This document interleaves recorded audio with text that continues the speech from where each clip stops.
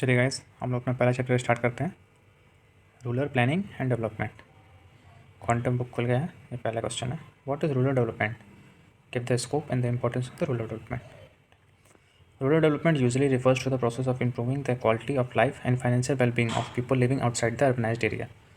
तो कहने का मतलब ये है कि ये एक तरह का प्रोसेस है, जो भी लोग अर्बनाइज्ड एरिया से बाहर रहते हैं वहाँ का जो क्वालिटी ऑफ लाइफ है, उनका जो फाइनेंशियल स्टेटस है उसको इम्प्रूव करने का है। ठीक है, ये एक प्रोसेस होता है, इसी प्रोसेस को कहते हैं रूरल डेवलपमेंट। ठीक। Point 2, rural development is the strategy design to improve the economics and the social life of the rural poor.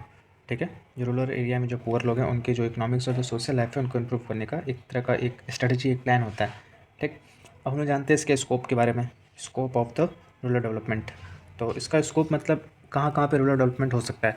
जैसे कि पहला है agriculture growth.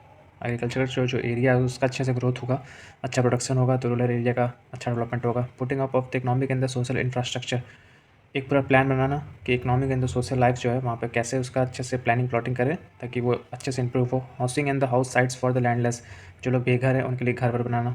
Village planning, village का अच्छा फंक्शन, कहाँ पे लाइट होना चाहिए, कैसा रोड होना चाहिए, किसका किसका घर कैसे होना चाहिए, सब उसका एक प्लानिंग होता है जिससे रूरल डेवलपमेंट होगा। Public health, education and the functional literacy.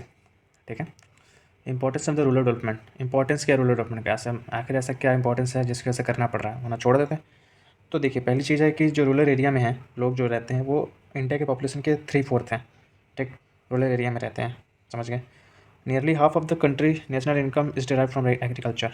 जो कंट्री का जो नेशनल इनकम होता है वो हम लोग का एग्रीकल्चर से आता है, तो इसलिए भी इंपॉर्टेंस है। दूसरा, around 70% of the Indian population get in employment through agriculture. इससे तो आप समझ गए होंगे 70% जो एम्प्लॉयमेंट है इंडिया में वो एग्रीकल्चर से आता है। और चौथा ये भी है कि जो हम लोग का इंडस्ट्री है, जो भी इसमें चीज़ रॉ मटेरियल यूज़ होता है वो सब एग्रीकल्चर से आता है। ठीक है। अब पांचवा ये कि जिस तरह से जो अर्बन लोग का लाइफ है और जिस तरह से रूरल लोग का लाइफ है, जो वहाँ के लोग हैं, उसमें जो ये जो डिफरेंस है, जो खाने पीने का, रहन सहन का जो डिफरेंस है, अगर वो ऐसे बढ़ता रहा तो पॉलिटिकल स्टेबिलिटी जो होगा वो बिगड़ सकता है। इसलिए रूरल डेवलपमेंट की इंपॉर्टेंस है। चलिए भाई, फिर दूसरा क्वेश्चन है explain the need of the rural development. Rural development जो करना है उसका नीड क्या है। तो देखिए, समझ जाए एक बात, अगर रूरल डेवलपमेंट होगा तो उससे ओवरऑल जो इकनॉमी होगा इंडिया का उसका डेवलपमेंट होगा। ठीक है। और उसके पीछे रीज़न क्या है, वो रीज़न कुछ ये है। तो पहला रीज़न ये है कि जो मेजर ऑफ द पॉपुलेशन रहता है, ठीक है, वो रूरल एरिया में रहता है। अगर उनका डेवलपमेंट होगा तो वो उनके डेवलपमेंट से उनका जो कॉन्ट्रीब्यूशन होगा वो ज़्यादा होगा नेशन को बिल्ड करने में, उनकी जो एक्टिविटीज़ होगी उसके लिए। ठीक है। दूसरा point, the rural economy supports the urban sector. देखिए, अगर जैसे रूरल का जो इकनॉमी होगा अगर वो अच्छा होगा तो जो रूरल एरिया जो वहाँ के लोग रहेंगे वो अच्छा प्रोडक्शन करेंगे। अच्छा प्रोडक्शन करेंगे तो कुछ अपने खाएंगे, कुछ बेचेंगे।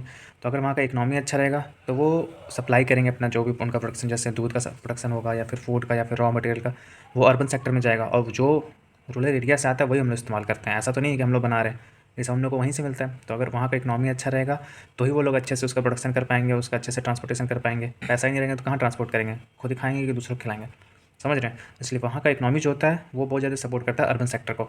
वही अगर जैसे अब रूरल सेक्टर बहुत पीछे रह गया, backwardness of the rural sector is the major impediments to the overall progress of the economy. तो अगर रूरल सेक्टर पीछे रह जाएगा तो पैसे वैसे तो भाई उनके पास रहेंगे नहीं कि जाके दूसरों को दें। तो अगर वो पीछे रह जाएगा तो ओवरऑल जो प्रोग्रेस होगा इकनॉमी का वो उस पर बहुत सारा असर करेगा। ठीक है। अब तीसरा पॉइंट, तीसरा हो जाता है कि improvement in the education, health, sanitation in the village can help avoid many urban problem namely begging, rag picking and the road side slumming. तो अगर वहाँ का हेल्थ जो है, एजुकेशन सिस्टम है, सैनिटेशन सिस्टम है, वो सब इम्प्रूव कर देते हैं तो बहुत सारे जो प्रॉब्लम होता है अर्बन में, जैसे भीख मांगना, चोरी चकारी करना, ये सब जो होता है ये सब कम हो जाएगा क्योंकि लोग वहीं पर रहेंगे, वो लोग शहर क्यों आएंगे और ये सब गलत काम नहीं करेंगे। ठीक है। Development of the agriculture and the allied activities are necessary for providing gainful employment in rural areas and improving overall food production. Agriculture area में डेवलपमेंट और जो उसके साथ साथ जो एक्टिविटीज़ होती है उसमें अगर उसका डेवलपमेंट होगा तो उससे क्या होगा, एक तो एम्प्लॉयमेंट बढ़ेगा तो जो प्रोडक्शन होगा फूड का एग्रीकल्चर सेक्टर में वो बढ़ेगा। ठीक है। और rural urban migration can be reduce if rural area are developed.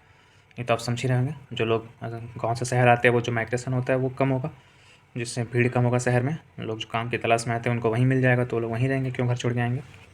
ठीक है।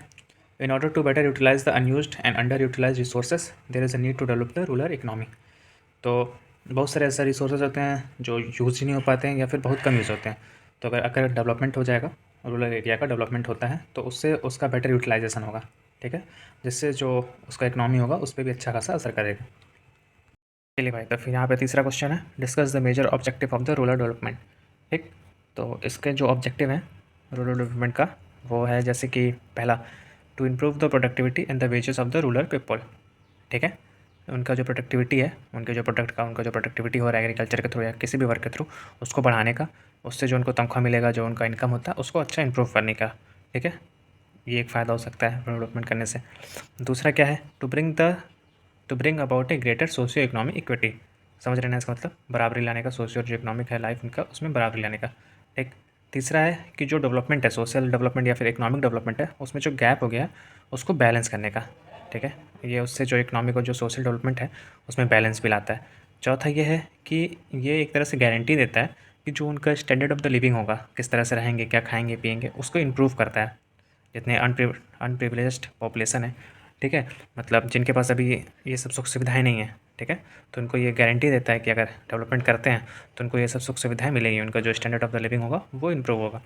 पाँचवा आ जाते हैं, to improve the basic need.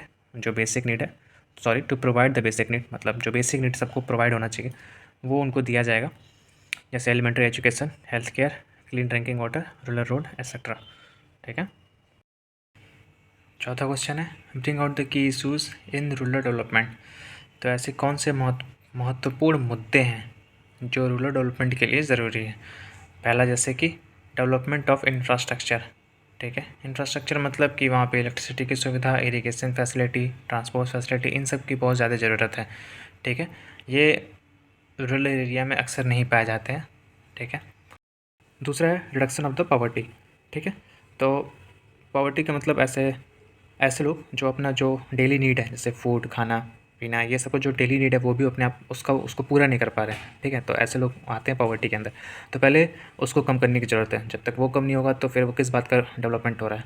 ठीक है, तो पॉवर्टी को कम करने की ज़रूरत होती है। Development of the health facility, तो ये तो समझ में आई, ये तो सबसे ज़्यादा नीड है किसी भी डेवलपमेंट की जगह। किसी भी चीज़ का डेवलपमेंट करना है वहाँ पे हेल्थ फैसिलिटी होना बहुत ज़रूरी है। हेल्थ फैसिलिटी रहेगा तो जो इंडिविजुअल होगा, हर एक इंसान, उसका जो खुद का हेल्थ होगा वो अच्छा होगा। हेल्थ अच्छा रहेगा तभी वो कोई काम कर पाएगा, तभी वो डेवलपमेंट में या फिर किसी भी तरह के वर्क में अपना योगदान दे पाएगा। ठीक है, development of the productive resources. ठीक, यहाँ development of the productive resources का मतलब है कि ऐसे रिसोर्सेज का खोज करना या फिर डेवलपमेंट करना जो जिससे हम लोग को कुछ उत्पादन हो सके, कुछ प्रोडक्टिव यूज़ हो सके। ठीक है, तो हर एक लोकेलिटी में इसका डेवलपमेंट होना चाहिए, जिससे उसके साथ साथ क्या होगा, उससे जो एम्प्लॉयमेंट रेट होगा वो भी बढ़ेगा। ठीक है, और इसके साथ एक और चीज़ होगा कि जो कल्टीवेशन, ठीक है, जो क्रॉप कल्टीवेशन होता है, जो अक्सर जैसे गाँव में क्या होता है, सिर्फ क्रॉप कल्टीवेशन ही अक्सर हर जगह पाया जाता है, तो उससे एक और चांस पैदा होगा कि अगर किसी को ये ना करना हो तो वो ये भी कर सकता है अपनी लाइफ को जीने के लिए। ठीक है, जैसे यहाँ लिखा हुआ है, this will help in the finding an alternative means other than the crop cultivation to sustain life. ठीक, पाँचवा, development of the human resources. ठीक, इंसान का जो खुद का रिसोर्स, मतलब इंसान का रिसोर्सेज क्या होता है, उसका बुद्धि, उसका दिमाग, उसका नॉलेज, तो उसका भी डेवलपमेंट करने की बहुत ज़रूरत है। ठीक है, यहाँ लिखा है, it can be done by improving the literacy rate, specially female literacy, skill development, industrial training etcetera. समझ गए, तो ये हो गया इसका सारा 5 पॉइंट।